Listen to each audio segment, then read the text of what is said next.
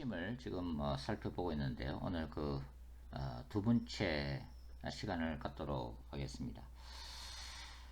원래 이 거룩한 전쟁 신학은 몇몇 학자들이 이제 관심을 기울이기 시작한 것인데요. 그러니까 구약 성경 전체를 이러한 전쟁 신학적 관점에서 이제 바라보는 어떤 새로운 신학이라고 할 수가 있습니다. 이 거룩한 전쟁은 구약학자 폰 라드라든지 슈발리 이런 분들이 이제 관심을 가졌고, 특별히 그 트럼프 롱맨 3세가 아주 큰 관심을 가지고 신학교에서 강의를 했었죠. 한국 분들 중에서도 이 거룩한 전쟁 신학을 언급하는 분들이 많기는 한데요. 그 중에서 이 윤용진 박사님은 그 박사 논문을 바로 이 거룩한 전쟁 신학에 대해서 썼습니다. 그 여호와 전쟁의 이중성이라는 제목으로 출간이 되었죠.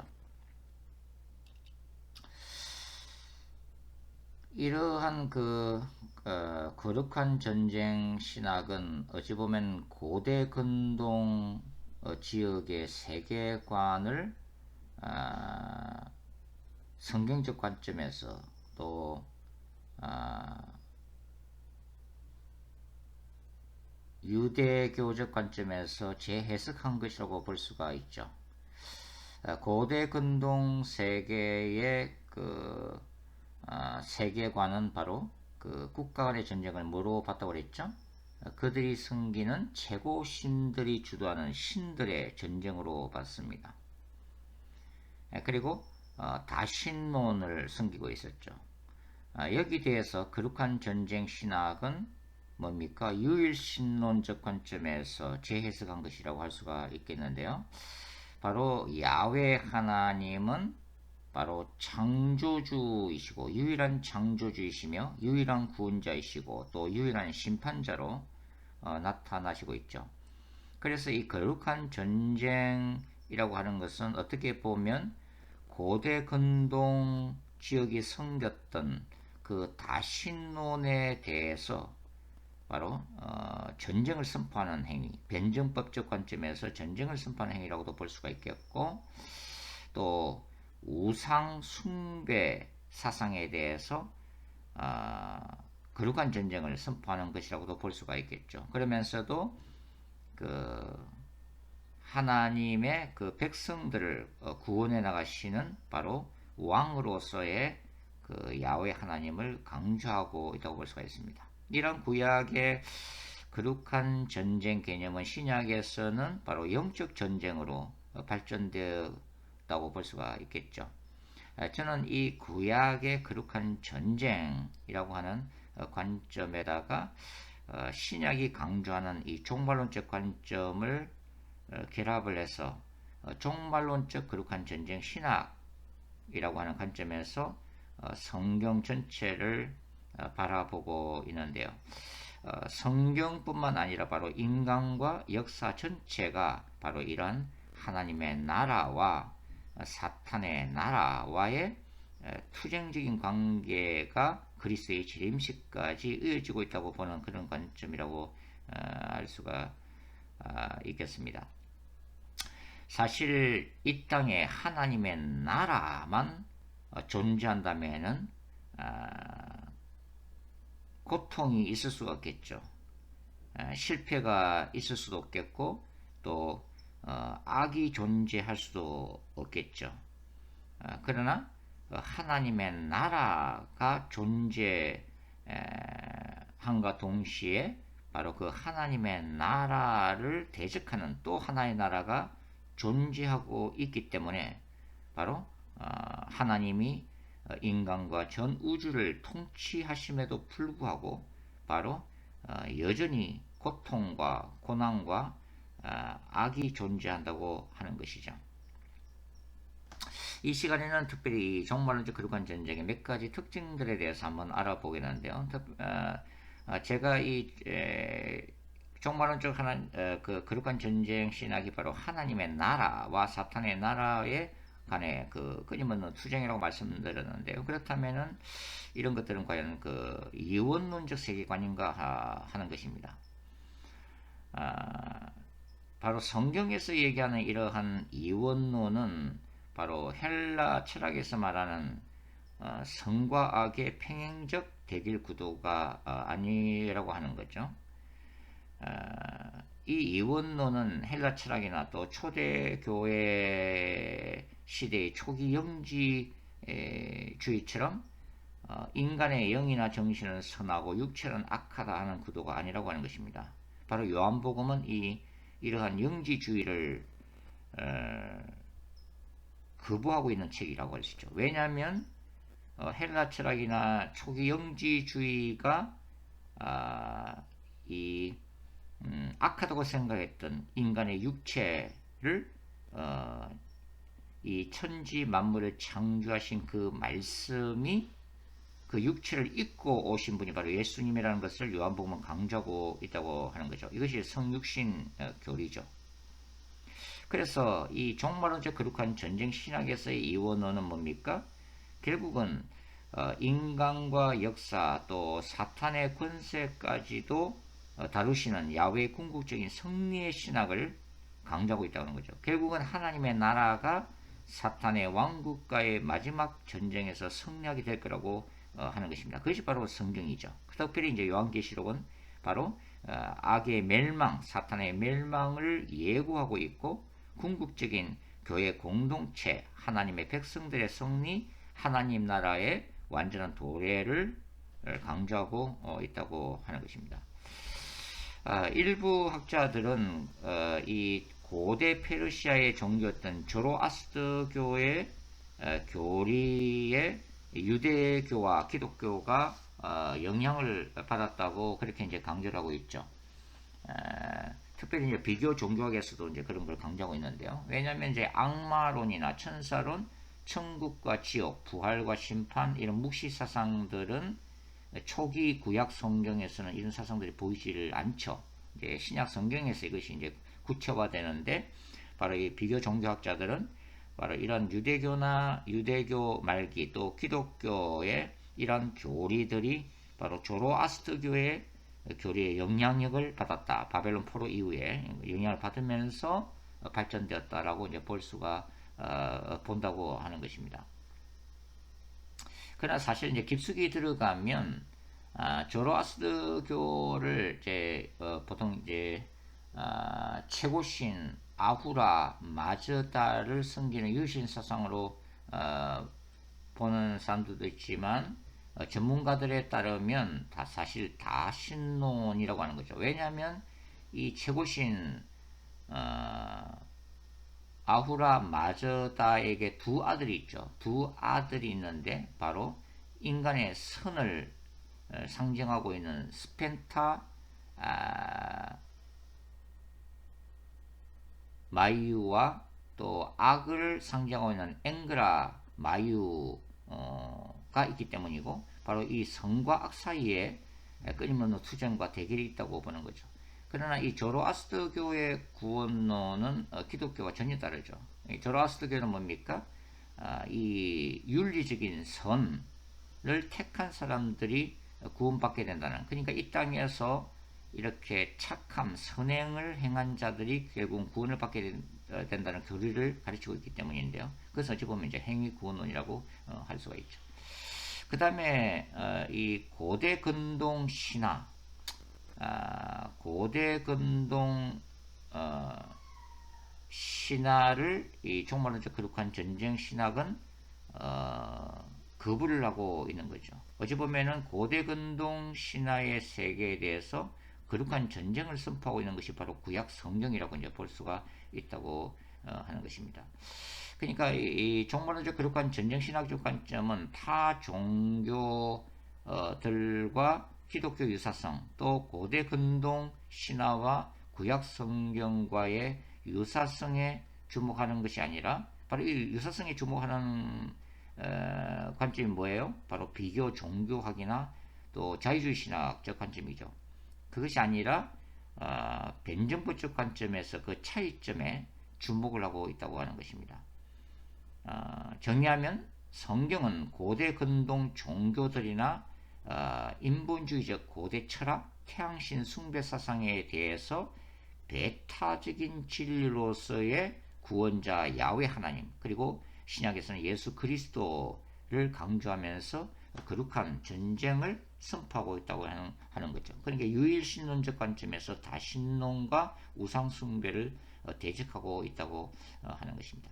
그래서 이제 구약 성경은 이집트나 팔레스타인 우상 숭배를 굉장히 경고를 하고 있죠. 그래서 이 모세가 주도했던 이 출애굽 10대 이집트의 10대 재앙은 바로 이스라엘 백성들을 애굽의 권세에서 구원해 내는 하나님의 역사일 뿐만 아니라 또 다른 관점에서 보면 뭡니까? 애굽이 섬겼던 우상 숭배들, 태양신 라를 비롯해서 이 애굽의 숱한 신들을 심판하시는 거룩한 전쟁이라고 우리가 볼 수가 있다고 하는 것입니다. 그래서 이 창세기 3장 15절 원시복음에서 거룩한 전쟁이 선포가 되었다면 여자의 후손과 뱀의 후손에 관해 이 종말은 거룩한 전쟁을 예고하고 있다면 계시록 12장 7절을 보시면 바로 바닷가에 모래 바닷가에 사탄인 용이 서 있고 그 다음에 13장 1절에서 바다로부터 그의 아들인 적그리스도 짐승을 이제 불러내고 있는 그런 구도, 그리고 여자의 후손과 싸우기 위해서 사탄이 준비하고 있는 이런 모습들은 결국은 저는 이제 좀 포괄적인 의미에서 그것은 뭐냐면 인간의 정신과 영을 지배하는 세계관에 대한 거룩한 전쟁으로 저는 확대해서 해석을 하고 싶다고 하는 거죠. 결국은 마지막 적 그리스도의 세계는 뭡니까? 모든 종교들과 모든 인본주의 철학들과 사상들 배후에 역사하는 사탄의 산물로 보기 때문이죠. 그러니까 결국은 이 마지막 때에 기독교가 수행해야 될 거룩한 종말론적 거룩한 전쟁의 중심에는 뭐가 있는 거예요? 바로 동성애 사상이나 카톨릭이 주도하고 있는 종교 다원주의에 대한 거룩한 전쟁이라고 하는 거죠. 바로 돈과 권력과 섹스를 강조했던 이 바알 숭배 사상, 저는 그것이 이제 신바알 숭배 사상이라고 보는데요. 왜냐하면 이제 이런 사상들이 현대 사회를 또 지배하고 있기 때문입니다. 그러니까 농경 사회에서의 물질적인 풍요를 강조했던 이 바알 사상이 이제는 현대적인 의미에서는 바로 돈, 권력, 돈과 종교 권력과 섹스를 숭배하는 사상으로 나타나고 있다고 하는 거죠. 그 외에 종말론적 거룩한 전쟁의 대상에는 또 뭐가 포함되어 있는 겁니까?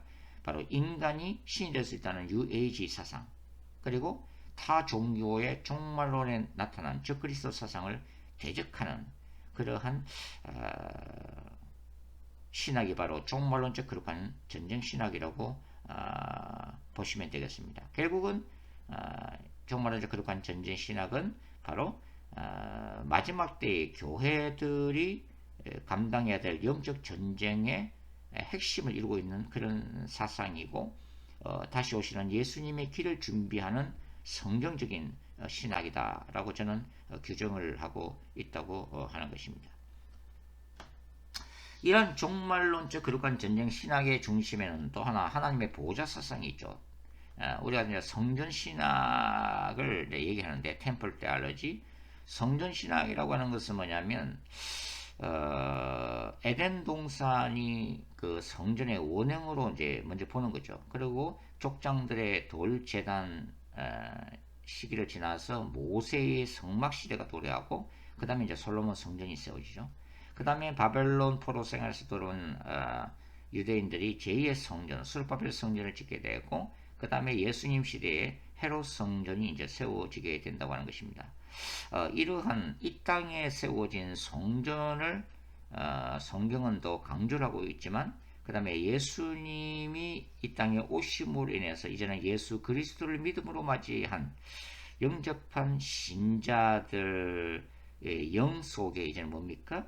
바로 성령께서 내주하심으로 신자들이 이제는 움직이는 성전, 무빙 템플이 되었다고 하는 거죠. 그것이 바울이 이제 고린도서 3장 16절에서 얘기하는 바죠. 그리고 예수님의 재림 사건이 일어나고 난 다음에는 이제는 성전, 눈에 보이는 성전이 필요 없는 새하늘과 새 땅이 도래하게 된다고 하는 거죠. 거대한 지성소가 바로 새하늘과 새 땅, 새 예루살렘 성이기 때문입니다. 바로 이것이 바로 템플 테올로지죠. 템플 테올로지. 이러한 템플 테올로지는 바로 거룩한 전쟁 신학과 밀접한 관계를 가지고 있는데, 그것은 뭐냐면 구약의 성전은 뭡니까? 예루살렘 성전은 바로 하늘 보좌의 모형인 거죠. 그래서 예루살렘 성전은 하나님의 임재가 있는 곳이고, 바로 하나님은 이 땅의 예루살렘 성전의 지성소에 거하시면서 바로 인간과 역사를 주도를 하고 계시는 거죠. 예루살렘, 이스라엘 백성들을 통치하실 뿐만 아니라 인간과 역사를 주관하시는 분이심을 나타내고 있는 거죠. 바로 그런 것들이 바로 다니엘서에 강조되고 있는 거 아닙니까? 바다에서 나오는 네 가지의 짐승, 네 가지의 제국들을 폐하시기도 하시고 세우기도 하시는 바로 열방을 통치하시는 하나님의 통치가 바로 이제 예루살렘 성전의 지성소를 중심으로 이루어지고 있다고 하는 거죠. 이런 그 지상 성전에서의 하나님의 임재와 통치는 이제 요한계시록에 보시면 특별히 4장과 5장 하늘 보좌에서 또 강조를 하고 있는 거죠. 바로 일곱 봉인을 떼시는 유다 지파 사자 죽임당하신 어린 양에 의해서 바로 우주가 다스려지고 마지막 때에 죄악된 세상과 또 악의 권세 사탄을 뭡니까? 심판하시고 또 하나님의 백성들에게 궁극적인 승리를 안겨주시는 바로 모습이 이제 기록이 되어 있다고 하는 거죠. 그러니까 이 종말론적 거룩한 전쟁 신학은 특별히 이제 초자연적 세계관을 강조를 하게끔 되어 있다고 하는 거죠. 왜냐면 이제 구약에서 이 전쟁하시는 하나님은 바로 그 이스라엘의 역사에 초자연적으로 개입을 하시게 되는 거죠. 그리고 하나님은 그분의 천사들을 통해서 이스라엘 대적들을 진멸하시는 모습을 볼 수가 있습니다. 바로 이것은 초자연적인 세계관이라고 할 수가 있죠. 바로 기사와 표적, 하나님의 능력이 두드러지는 그런 모습들을 볼 수가 있습니다. 자, 이러한 초자연적인 세계관은 바로 이제 신약에 들어오면 사도행전에 나타난 그러한 성령의 역사로 이제 또 계승이 되어지고 있다고 하는 거죠. 바로 이제 요한계시록도 이런 초자연적인 세계관을 두드러지게 강조하고 있는데, 그것은 보좌에서 어린 양 예수께서 일곱 봉인을 떼심으로 인해서 천사들의 나팔이 울려 퍼지게 되고, 바로 그 결과로서 이 땅에서는 여러 가지 심판적인 재앙들이 일어나고 있다고 하는 것. 그러니까 눈에 보이지 않는 영의 세계와 눈에 보이는 현실 세계가 서로 긴밀하게 연결되어 있다는 바로 이 사상이죠. 바로 이것이 이제 초대 교회가 견지했던 바로 초자연적인 세계관인데, 바로 종말론적 거룩한 전쟁 신학은 바로 이러한 초자연적인 세계관을 내포하고 있다, 이렇게 이제 말씀을 드릴 수가 있습니다. 자, 요한계시록 4장과 5장이 바로 하늘 보좌 환상, 즉 종말론적 거룩한 전쟁을 주도하시고 집행하시는 하나님의 보좌를 보여주고 있다면, 지상에서는 뭐가 있어요? 바로 요한계시록 11장에 나오는 두 증인을 중심으로 하는 종말론적 교회 공동체의 모습이 나타나 있죠. 이런 두 증인 교회 공동체는 바로 이 땅에서 전투하는 교회, 바로 사탄의 나라를 대적하면서 영혼들을 추수하고 예수님의 재림을 준비하는 바로 두 증인 공동체의 모습으로 우리가 볼 수가 있는 것이죠. 그래서 이 계시록 11장의 두 증인 사건은 이런 종말론적 거룩한 전쟁 신학을 또 함축주로 보여주고 있고, 요한계시록을 포함한 사실 성경 전체가 이러한 그 하나님의 나라와 사탄의 나라와의 투쟁적인 관계를 보여주고 있다고 저는 이제 보고 있습니다. 그래서 최근에 제가 그 창세기부터 요한계시록까지 바로 이러한 종말론적 거룩한 전쟁 신학이라는 관점으로 성경 66권을 개관하는 것을 지피를 마쳤는데요. 하나님의 정말 은혜가 또 있어서 한번 출간을 했으면 좋겠다는 개인적인 소망도 가지고 있습니다. 이렇게 간단하게 이제 종말론적 거룩한 전쟁 신학의 특징들을 이제 살펴봤는데요. 이런 종말론적 거룩한 전쟁 신학은 전혀 새롭게 대두된 그런 신학이라기보다는 우리가 알고 있는 이 구속사 신학, 그리고 언약 신학, 그리고 성전 신학, 하나님 나라 신학을 아우르면서 거기서 조금 더 발전된 신학이라고 말씀을 드릴 수가 있겠습니다. 감사합니다.